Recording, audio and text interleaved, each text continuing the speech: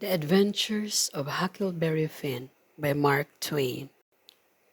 The Adventures of Huckleberry Finn opens by familiarizing us with the events of the novel that preceded it, titled The Adventures of Tom Sawyer. Both novels are set in the town of St. Petersburg, Missouri, which lies on the banks of the Mississippi River.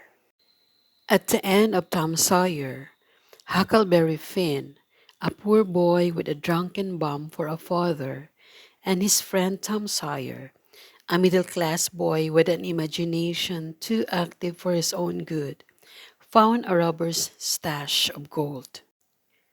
As a result of his adventure, Huck gained quite a bit of money, which the bank held for him in trust. Huck was adopted by the widow Douglas, a kind but stifling woman who lives with her sister, the self-righteous Miss Watson. As Huckleberry Finn opens, Huck is none too thrilled with his new life of cleanliness, manners, church, and school. However, he sticks it out at the bequest of Tom Sawyer, who tells him that in order to take part in Tom's new robbers gang, Huck must stay respectable. All is well and good until Huck's brutish, drunken father Pap reappears in town and demands Huck's money. The local judge, Judge Thatcher, and the widow try to get legal custody of Huck, but another well-intentioned new judge in town believes in the rights of Huck's natural father and even takes the old drunk into his own home in an attempt to reform him. This effort fails miserably, and Pop soon returns to his old ways. He hangs around town for several months, harassing his son, who in the meantime has learned to read and to tolerate the widow's attempts to improve him. Finally, outraged when the widow Douglas warns him to stay away from her house, Pop kidnaps Huck and holds him in a cabin across the river from St. Petersburg. Whenever Pop goes out, he locks Huck in the cabin, and when he returns home drunk, he beats the boy. Tired of his confinement and fearing the beatings will worsen, Huck escapes from Pop by faking his own death, killing a pig, and spreading its blood all over the cabin. Hiding on Jackson's Island in the middle of the Mississippi River, Huck watches the townspeople search the river for his body. After a few days on the island, he encounters Jim, one of Miss Watson's slaves. Jim has run away from Miss Watson after hearing her talk about selling him to a plantation down the river, where he would be treated horribly and separated from his wife and children. Huck and Jim team up, despite Huck's uncertainty about the legality or morality of helping a runaway slave. While they camp out on the island, a great storm causes the Mississippi River to flood. Huck and Jim spy a log raft and a house floating past the island. They capture the raft and loot the house, finding in it the body of a man who has been shot. Jim refuses to let Huck see the dead man's face. Although the island is blissful, Huck and Jim are forced to leave after Huck learns from a woman on shore that her husband has seen smoke coming from the island and believes that Jim is hiding out there. Huck also learns that a reward has been offered for Jim's capture. Huck and Jim start downriver on the raft, intending to leave it at the mouth of the Ohio River and proceed up that river by steamboat to the Free States where slavery is prohibited. Several days' travel takes them past St. Louis, and they have a close encounter with a gang of robbers on a wrecked steamboat.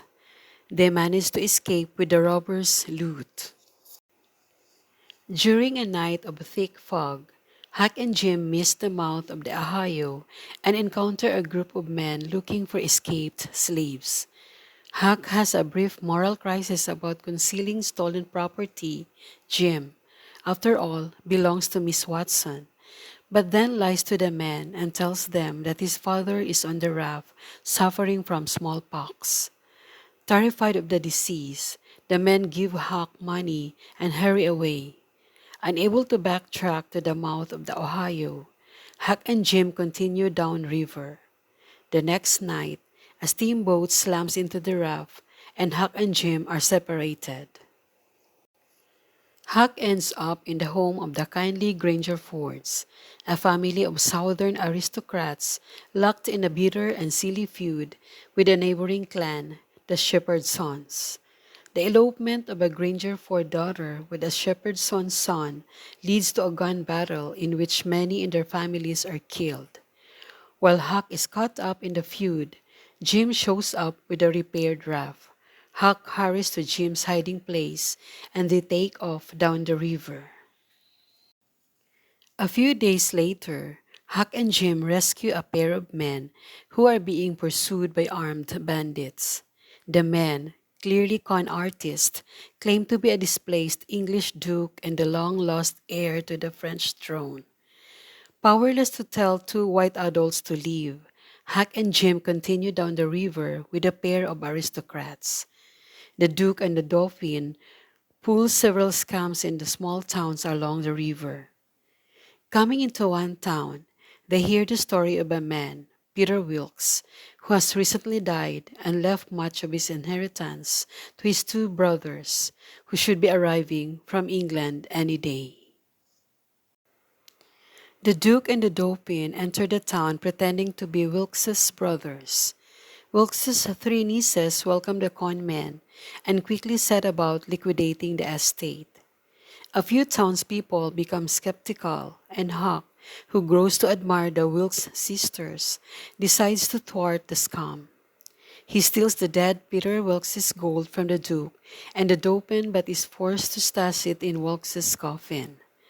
Huck then reveals all to the eldest Wilkes' sister, Mary Jane. Huck's plan for exposing the Duke and the Dauphin is about to unfold when Wilkes's real brothers arrive from England. The angry townspeople hold both sets of Wilkes' claimants, and the Duke and the Dauphin just barely escape in the ensuing confusion. Fortunately for the sisters, the gold is found. Unfortunately for Huck and Jim, the Duke and the Dauphin make it back to the raft just as Huck and Jim are pushing off. After a few more small scams, the Duke and the Dauphin commit their worst crime yet. They sell Jim to a local farmer, telling him Jim is a runaway for whom a large reward is being offered. Huck finds out where Jim is being held and resolves to free him. At the house where Jim is a prisoner, a woman greets Huck excitedly and calls him Tom. As Huck quickly discovers, the people holding Jim are none other than Tom Sawyer's aunt and uncle, Silas and Sally Phelps. The Phelpses mistake Huck for Tom, who is due to arrive for a visit, and Huck goes along with their mistake.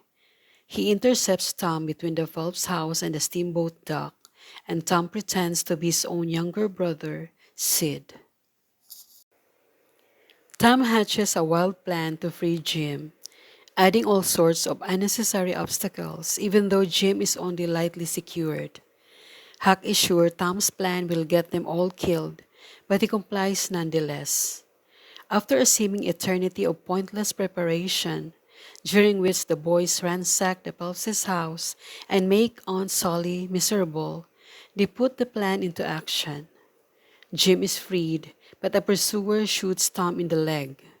Huck is forced to get a doctor, and Jim sacrifices his freedom to nurse Tom. All are returned to the Phelps' house, where Jim ends up back in chains.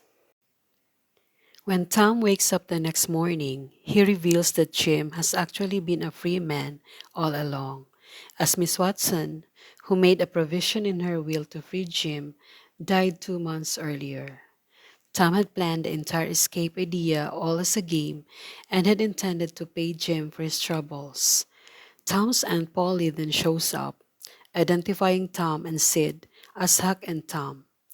Jim tells Huck, who fears for his future, particularly that his father might reappear, that the body they found in the floating house off Jackson's Island had been Pop's, and Sally then steps in and offers to adopt Huck, but Huck, who has had enough civilizing, announces his plan to set out for the West.